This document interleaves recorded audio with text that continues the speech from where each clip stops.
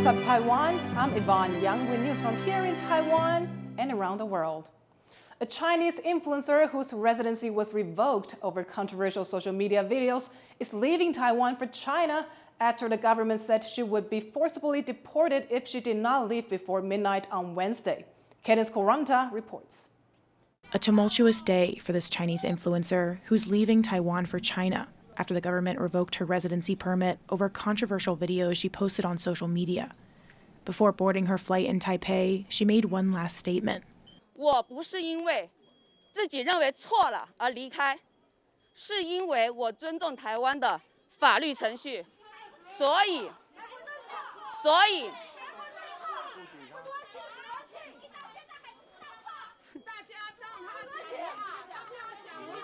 对，所以我今天我会清清白白的离开。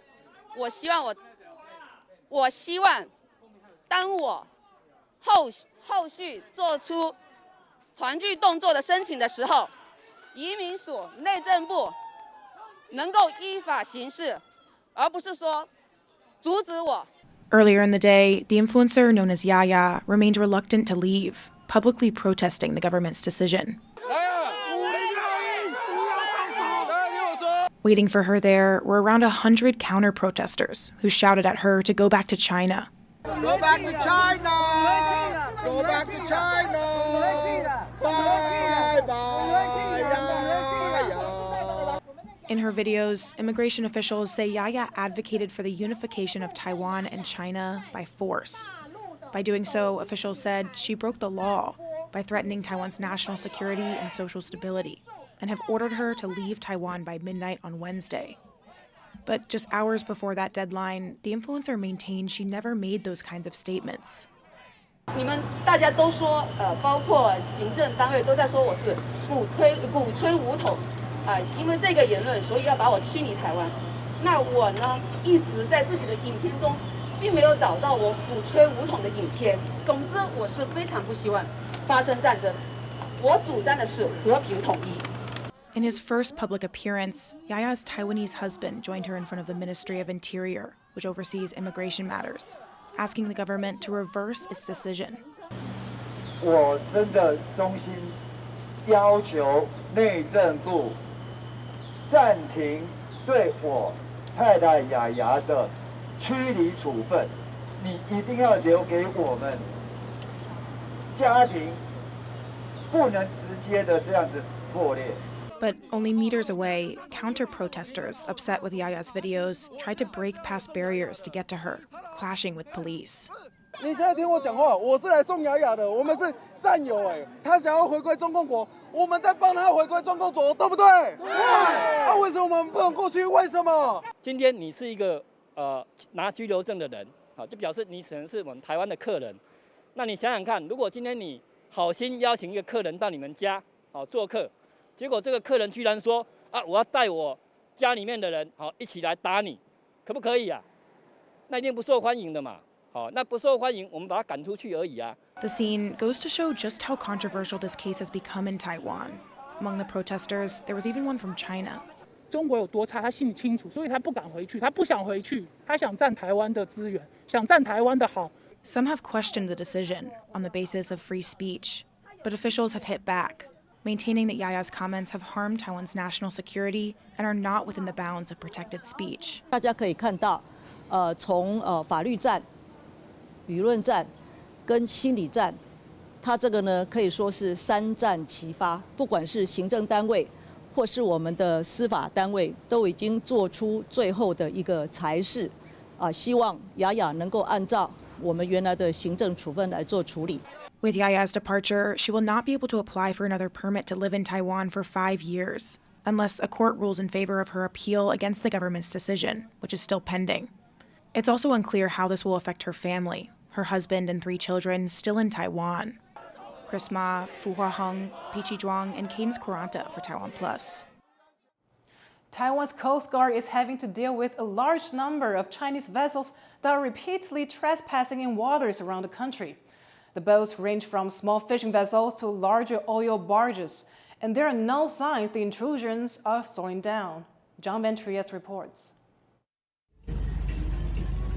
Off Taiwan's Penghu Islands, a Chinese fishing boat rocks through choppy waves, its crew hunting for squid. It doesn't have permission to be here, and some local fishermen will later claim its crew is aggressive, stealing the catch and even the fishing gear from other boats it comes across. By the time the Coast Guard arrives, though, this tiny vessel has disappeared out to sea. 抵达通报海域后，仅发现本国籍船只，经询问现场作业渔船均回复未发现陆籍小型快艇。本队将持续针对可疑快艇深入追查。But this wasn't the only Chinese trespasser in Taiwan's waters in recent weeks. Taiwanese fishing crews sighted 2 other Chinese boats elsewhere off the same island chain Sunday. The Coast Guard is bringing in bigger patrol ships to meet this challenge. Boats like these may not just come to fish. Some military analysts see them as a test, probing Taiwan's resolve and ability to defend its own waters. It's a so-called Chinese type, a new type of hybrid warfare, which conducted by the Beijing. Actually, not only the so-called gray zone, and even it's involved about the maritime resources.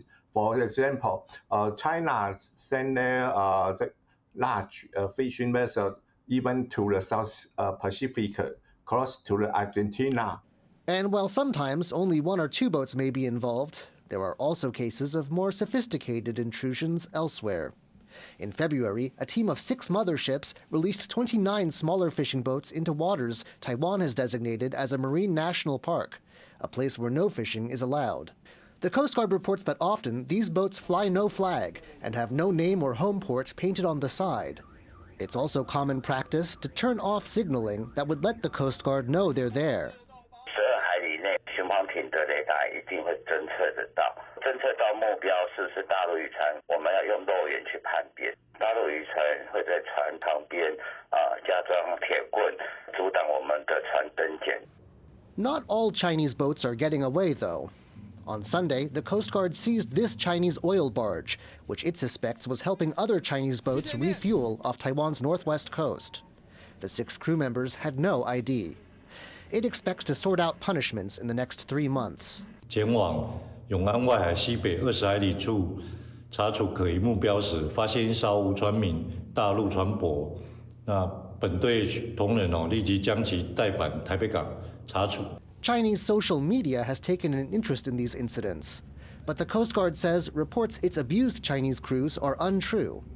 It says it will continue to uphold Taiwan's sovereignty in its waters. But the recent wave of unidentified Chinese boats means it has a lot of work to do. Alex Chen and John Van Trieste for TaiwanPlus. Prosecutors in Hualien County are looking into reports of voter intimidation linked to Taiwan's mass recall movement. They've carried out several searches, including at local government offices, and questioned around a dozen people. This comes after some people said they were approached by government officials after they sent a petition to recall opposition Kuomintang caucus whip Fu Kunqi. Fu represents Hualien as legislator and was previously its county chief. A stunning breach of military intelligence. That's how U.S. Democrats are describing a security oversight by top Republican officials that allowed a journalist access to confidential military plans. Reese Ayers reports. Deny. Nobody was texting war plans. Plead ignorance. I know nothing about it. You're saying that they had what? Evaluate. We have taken a step back. A spectrum of responses from US President Donald Trump's administration after reports that a journalist was given access to a group chat that the nation's highest national security officials were using to plan military action. Writing in The Atlantic, editor-in-chief Jeffrey Goldberg said he was mistakenly added into a group on the messaging app Signal earlier in the month. Among its members, Vice President J.D. Vance and Secretary of Defense Pete Hegseth. The latter apparently texting details of an attack in Yemen 2 hours before bombs began exploding. Part of Trump's ongoing campaign against Houthi rebels over the group's attacks against cargo ships in the Red Sea. But despite the evidence, including screenshots from Goldberg, Hegseth has been quick to try and discredit his claims.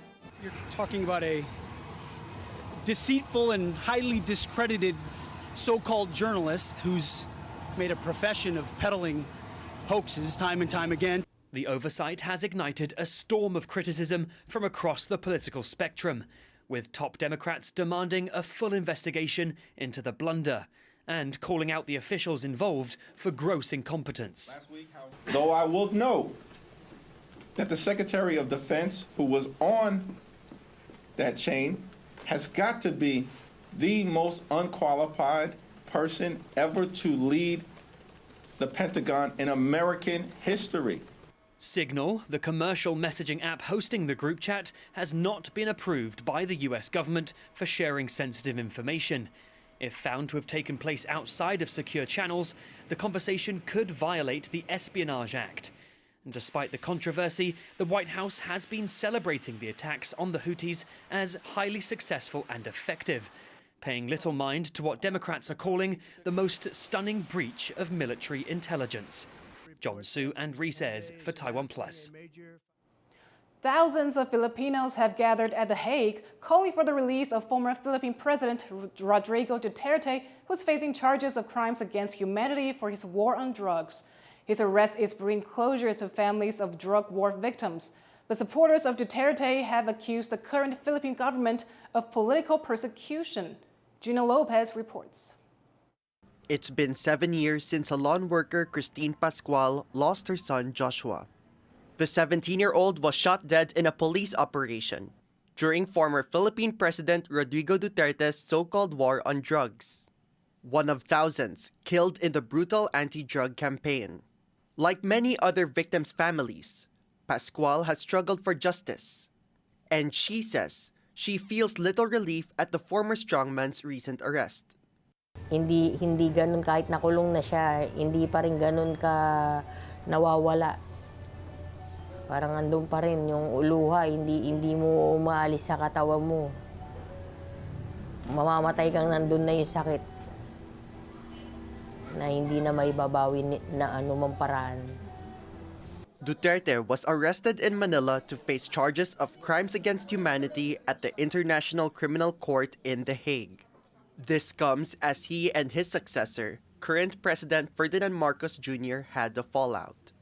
In what's seen as a power struggle between the country's two most influential political dynasties, human rights activists have welcomed Duterte's arrest. But the controversial leader remains a popular figure, with thousands of overseas Filipinos gathering where he is detained in The Hague to call for his release, accusing the Marcos administration of politically persecuting Duterte. His daughter Sara, the Philippines' current vice president, has also been in town, overseeing her father's legal defense and questioning his arrest. He's very confident about the legal arguments. He's very confident about that what they did was wrong, and there is no case to begin with. Before his arrest at the Manila airport, Duterte was meeting supporters in Hong Kong.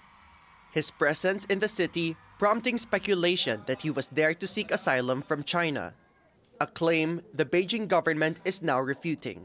中方从未收到所谓杜特尔特前总统及其家人向中国政府寻求庇护的申请。